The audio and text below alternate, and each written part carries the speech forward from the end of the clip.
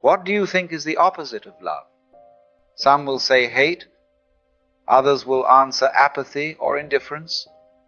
A few might suggest control or even death. But look closer. None of these are truly the opposite of love. Hate, for example, is not love's enemy. It is love's shadow, a mask, distorted and trembling. Hate cannot stand by itself. It is always leaning on something deeper. And if you follow its roots far enough, you will discover fear. Take the man who boasts in cruelty. On the surface he seems strong, commanding, even feared by others. But beneath the posture lies the terror of being powerless, of being unworthy, of being nothing. Or look at jealousy. It feels sharp, bitter, consuming. Yet at its core, it's fear of not being enough, fear of being abandoned, fear of being unseen. Consider arrogance. It looks like confidence, it sounds like certainty. But arrogance is only the endless attempt to cover a wound. The arrogant man must keep proving himself because he is terrified of being small.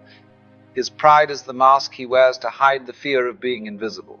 And think of the ignorant person who insists on always being right, who argues endlessly and refuses to listen. Outwardly it looks like strength, even certainty. But if you look closer, you will see it is fear driving the show. Fear of being wrong, fear of being exposed, fear that if their ideas collapse, they themselves will collapse with them. So, to understand the root of all evil, we must look not at hate, not at cruelty, not at arrogance themselves, but at the root cause that gives them life. And that root is fear. Fear of loss, fear of rejection, fear of death. Remove fear, and the whole house of suffering crumbles. If you look closely at human behavior, you'll see how much of it is quietly driven by the ego. The ego is that fragile image of me we carry around, the story of who we think we are. What we own, what others think of us. And the ego is always afraid, because deep down it knows it is only a story, a mask, a bundle of memories and labels that could be torn away in an instant. So people cling to possessions, not because the objects matter so much, but because losing them feels like losing a piece of themselves. They chase recognition and status, not only for joy, but because the ego cannot bear to be unseen. This is why human beings lash out, grasp, dominate, and defend. Not because they are evil at their core, but because their ego is terrified of disappearing. And when you see this, you stop taking people's behavior so personally. You begin to understand that the cruelty, the stubbornness, the arrogance you encounter are really desperate attempts to protect a fragile sense of self. And suddenly, instead of seeing an enemy, you see a frightened child hiding behind a mask. If you've ever looked honestly at yourself, you will see you've done the very same things. We've all lied, defended, attacked, or withdrawn, not out of love, but out of fear that the ego might shatter. And when you notice the same fear alive in yourself, the walls start to crack. You can't despise them anymore because you recognize the very same trembling within your own chest. And so the real question arises, what is this fear that haunts the ego? For most of what we call fear has very little to do with what's happening right now. It's nearly always about tomorrow, things that haven't yet arrived. And we're wonderfully ingenious at it. We invent a whole museum of fears. Fear of losing our job, fear of losing our looks, fear of not being quite so clever as the next fellow, and of course that old favorite, the fear of death. Now the strange thing is this, the harder we try to feel secure, the more anxious we become. It's rather like holding on tightly to water. The tighter the grip, the faster it runs through your fingers. Let's look a little closer at where all this fear actually comes from. because fear, you see, is always the companion of attachment. The moment you cling to something, a person, a position, a possession, you also begin to worry that it might slip away. You fall in love, and immediately, in the very same package, comes the fear of loss. She may leave you, he may betray you, or someone more dazzling may come along. It's part of the deal. And yet, if you pause for a moment, you realize you were perfectly all right before this person arrived. You lived, you breathed, you laughed, and you'll do so again. The same goes for our endless parade of what-ifs. What if I lose my job? What if the bank collapses? What if I make a fool of myself? 1,000 worries marching one after the other, and most of them never happen. Yesterday, you carried them too, and yet here you are, still in one piece. Human beings, after all, are astonishingly adaptable. We can live in deserts, jungles, or frozen poles. We can adjust to almost anything. So the curious truth is, fear isn't really about events. It's about our resistance to change.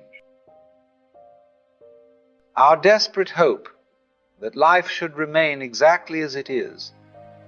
And that is the one thing life never does. Now, of course, the grandest fear of all is that something utterly catastrophic will happen. The world will fall apart, society will collapse, the sky will come tumbling down. People have been prophesying that sort of thing for thousands of years, and one day they'll be right. But let's consider it. Suppose the world really does end tomorrow. Where will you be? Not sitting on some lonely rock, watching it all go up in smoke while you're left to sweep up the mess. No, you'll be ending along with it, curtain down, lights out, and no one left in the audience to complain about the show. You see, the idea of catastrophe frightens us only because we imagine we'll be left out of it, abandoned somehow by existence itself. But life has never worked that way.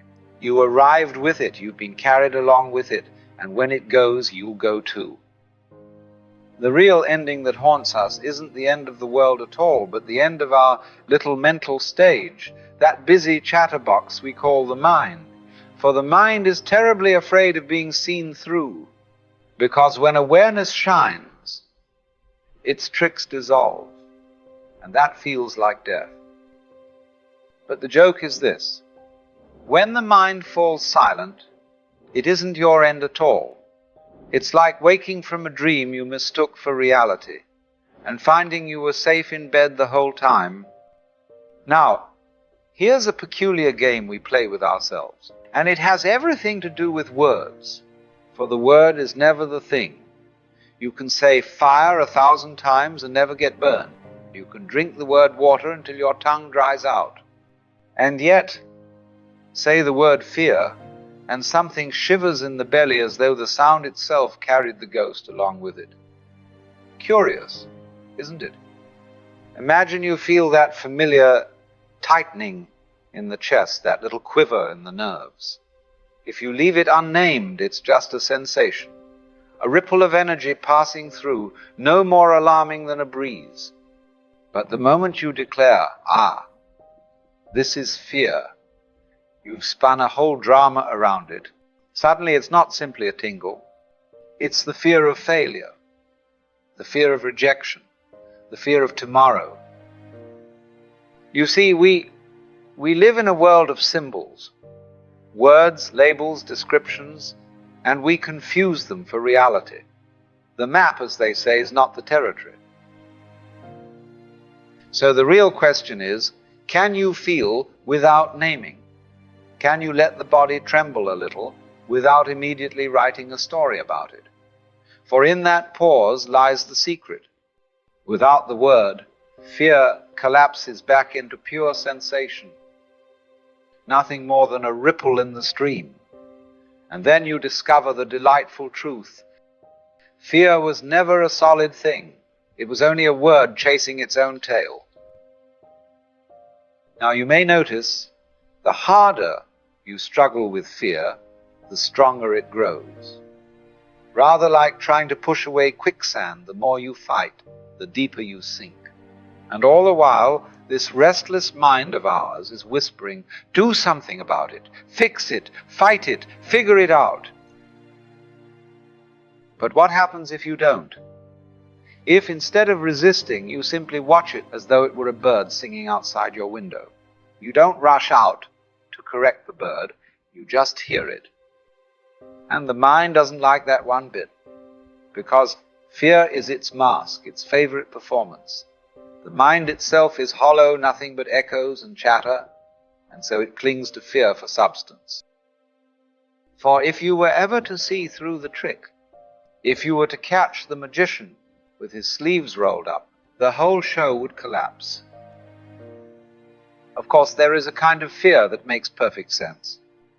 If you're walking along a cliff and feel your knees tremble, that's simply the body saying, watch your step, old chap. When you put your hand too close to the fire, it tingles and you draw it back. That's not neurosis, that's intelligence. But the curious thing is how we take that useful flicker of biological caution and spin it out into endless psychological dramas. You feel a flutter in the stomach, and instead of leaving it alone, the mind rushes in with its commentary. This is fear. What if I fail? What if she leaves me? What if tomorrow brings ruin? And the poor body, which only meant to give you a gentle nudge, now finds itself dragged onto a stage where the play never ends. So you see, there's a vast difference between fear that belongs to the organism and fear that belongs to the imagination. One lasts a moment and passes. The other breeds stories, identities, whole civilizations of anxiety. And isn't it funny? The biological kind usually keeps you alive, while the psychological sort often prevents you from really living. The body knows what to do. Step back from the edge, take your hand out of the fire. Simple. But the mind, it invents 1,000 edges, 1,000 fires, most of them entirely imaginary, and then we run about as though chased by ghosts of our own invention. The joke is that there was never anything substantial there to begin with. Fear is like trying to bite your own teeth or chase your own shadow. You can make quite a performance of it, but in the end there's nothing to catch. The ego, you see, is always afraid because it is always trying to control. And from this urge to control comes fear. Fear that people won't behave as we expect. Fear that tomorrow won't match our plans. Fear that the world might slip out of our grasp. But life never does that. It flows like a river, and the harder you try to dam it up, the more turbulent it becomes. The secret is not to fight the current, but to surrender to it. To trust that the river carries you, just as it always has from the first breath to the last. And when you lean into that flow, fear begins to dissolve. For you realize there is nothing to hold on to and nothing that needs holding. To trust the current is to see that nothing is out of place. Even the twists, the falls, the detours, they belong. Everything arrives at the right time, in the right way. Fear says, I'm not ready. I might lose. I might fail. But you are already exactly where you need to be. And in that surrender, love becomes possible. For love is not control and it is not possession. Love is the willingness to float, to let life carry you without demanding that it obey your maps and plans. So you need not fear. The same power that spins the galaxies and lifts the tides is carrying you too. The great dance of existence has never forgotten you. And then you see, there was never an enemy at all. Only life, forever moving you along. Trust that this moment holds everything it needs, and that the current of life is wiser than your plans. And when you understand this, you can finally rest in what is. You discover there was never anything chasing you at all. Only life, forever holding you, forever guiding you, forever flowing on.